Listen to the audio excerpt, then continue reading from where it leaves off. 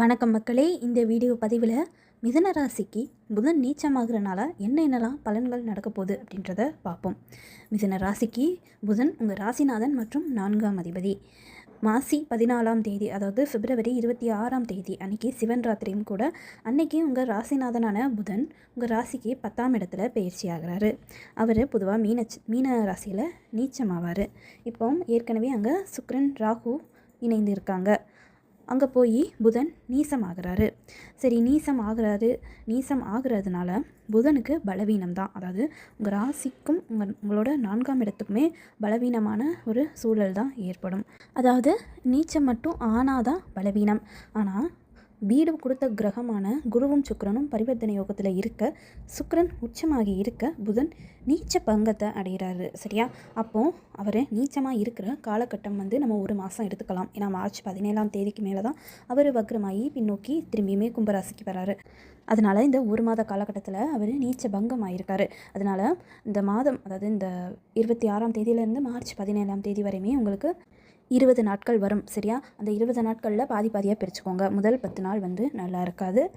அடுத்த 10 நாள் உங்களுக்கு நல்லா இருக்கும். அதாவது மார்ச் 3ஆம் தேதிக்கு மேலேயே, அதாவது 4ஆம் தேதிக்கு மேலேயே உங்களுக்கு நல்லா இருக்கும். இதான் நீச்ச பங்கத்தோட விளக்கம்னு கூட சொல்லலாம். சரியா?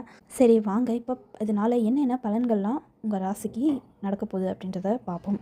ஏற்கனவே உங்கள் ராசியில் செவ்வாய் பகவான் இருக்கார். உங்கள் ராசிக்கு 6 மற்றும் 11ஆம் அதிபதியான செவ்வாய் இருக்கிறதுனால வீண் பிரச்சனைகள் ஏற்பட்டிருக்குங்க இந்த ஒரு மாத காலம். அதாவது ரொம்ப காலமாகவே, ஒரு போன வருஷத்துலேருந்தே செவ்வாய் பகவான் உங்கள் ராசிக்கும் கடகராசிக்கும் மாறி மாறி போய்கிட்டு இருக்காரு. இப்போ ஒரு மாத காலகட்டமாக கடகராசிலேருந்து உங்கள் ராசிக்கு வந்திருக்காரு. அதனால் குடும்பத்தில் வீண் பிரச்சனைகள், தேவையில்லாத பிரச்சனைகள், கடன் ஏற்படுறது, தேவையில்லாமல் பொருட்கள் வாங்கி அது மூலியமாக கடன் ஏற்படுறது, தொழில் செய்கிறவங்களுக்கு லாபம் இல்லாமல் இருக்கிறது, உடம்புல அடிக்கடி ஏதாவது பிரச்சனை அடிக்கடி மருத்துவ செலவு ஆகிறது, மருத்துவமனைக்கு அடிக்கடி போயிட்டு வர சூழல், கூட பிறந்தவங்களால் அண்ணன் தம்பி அக்கா தங்கச்சியால் சில பிரச்சனைகள் ஏற்பட்டிருந்திருக்கலாம். எல்லா விஷயத்துலேயுமே ஒரு தடை ஏற்பட்டிருந்திருக்கலாம். சரியா? இந்த மாதிரியான பிரச்சனைகள் கண்டிப்பாக செவ்வாய் பகவான் உங்கள் ராசியில் இருக்கிறதுனால ஏற்படுத்திக்கிட்டு இருந்திருப்பார். இப்போது இந்த பிரச்சனைகள்லேருந்து நீங்கள் கொஞ்சம் கொஞ்சமாக வெளியில் வரலாங்க. ஏன்னா புதன் நீச்ச பங்கம் ஆகிறதுனால முதல் 10 நாள் வேணால் இந்த பிரச்சனைகள் இருக்கலாம். அடுத்த 10 நாள் மார்ச் 3ஆம் தேதிக்கு மேலேருந்து உங்களுக்கு இந்த மாதிரியான பிரச்சனைகள் எல்லாமே படிப்படியாக சரியாகும்.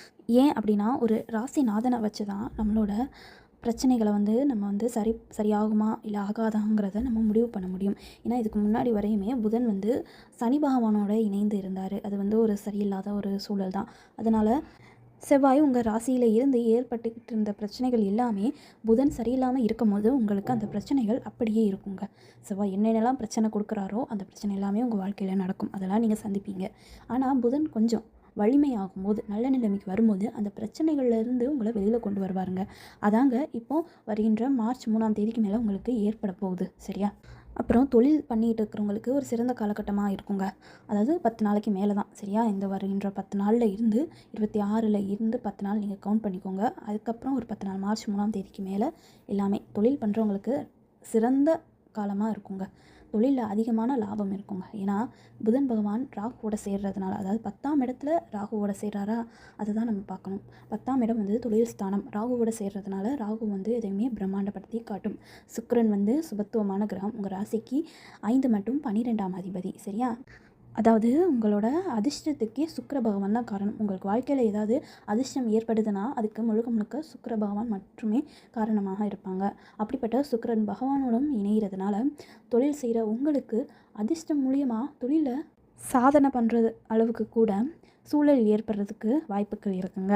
எந்தெந்த துறைகள் அப்படின்னு நீங்கள் எடுத்துக்கிட்டிங்கன்னா, கலைத்துறை, பெண்கள் மையப்படுத்தி பொருட்கள் வியாபாரம் பண்ணுறவங்களுக்கு, பெண்கள் சார்ந்த தொழில், பெண்கள் சார்ந்த பொருட்களை உற்பத்தி பண்ணுறவங்களுக்கு, அதை வியாபாரம் பண்ணுறவங்களுக்கு, மேலும் கல்வி அமைப்பில் இருக்கிறவங்களுக்கு, கல்வித்துறை சார்ந்து அமைப்பில் இருக்கிறவங்களுக்கு, கல்வி சார்ந்த பொருட்களை வியாபாரம் பண்ணுறவங்களுக்கு, தொழில் பண்ணுறவங்களுக்கு, இவங்க எல்லாத்துக்குமே நல்லா இருக்குங்க.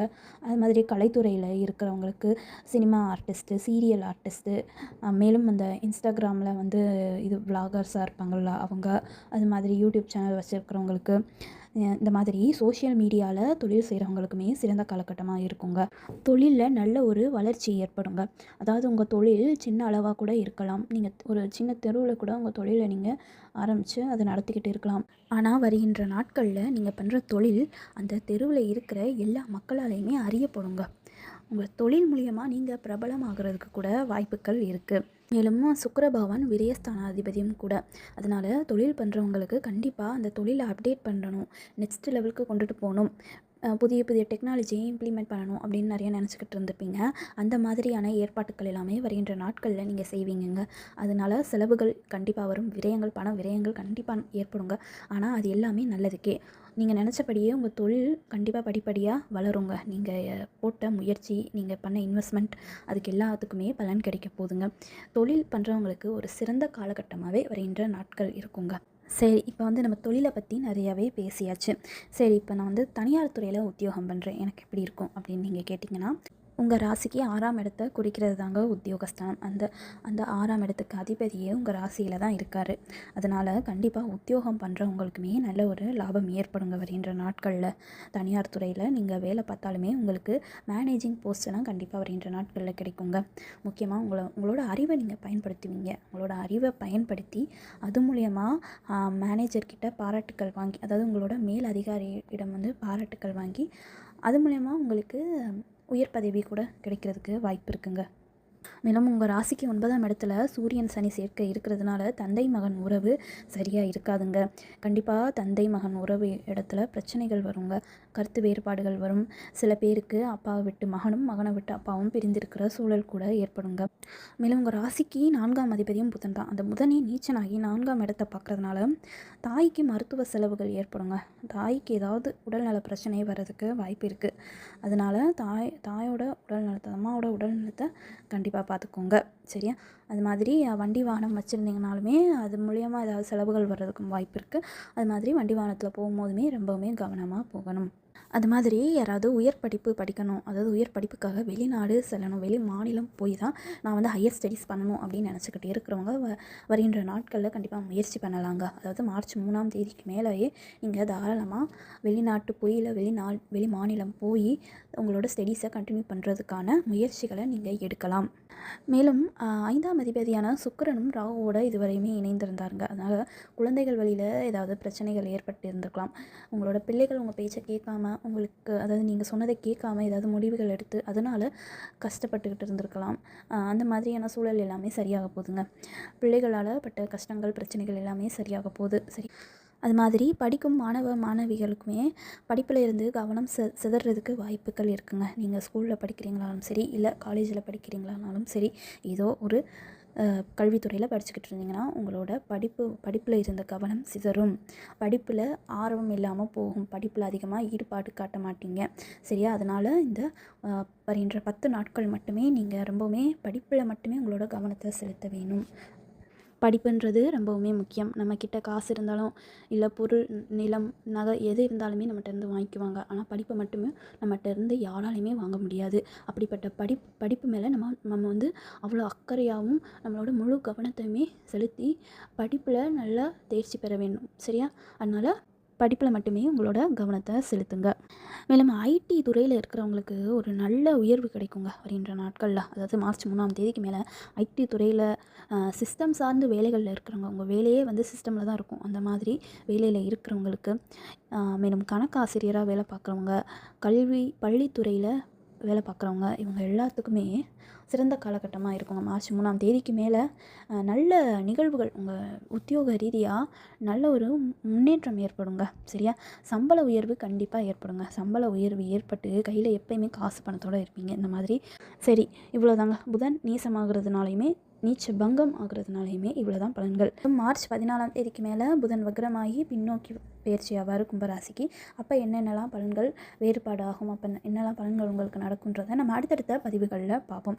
எனவே அனைவரும் அனைத்து வளம் செல்வம் பெற்று வாழ்க வளமுடன். இந்த வீடியோ பதிவு பிடிச்சிருந்துச்சுன்னா வீடியோவை லைக் பண்ணிக்கோங்க. இந்த மாதிரியான ஜோதிடம் மற்றும் ஆன்மீகம் சார்ந்த தகவல்களுக்கு எங்களோட ஆன்மீக பேச்சை சப்ஸ்கிரைப் பண்ணி வச்சுக்கோங்க. கூடவே பெல் பட்டன் கிளிக் பண்ணிக்கோங்க. அப்போ தான் நாங்கள் போகிற வீடியோஸ் உங்களுக்கு உடனே நோட்டிஃபிகேஷனில் வரும். நன்றி.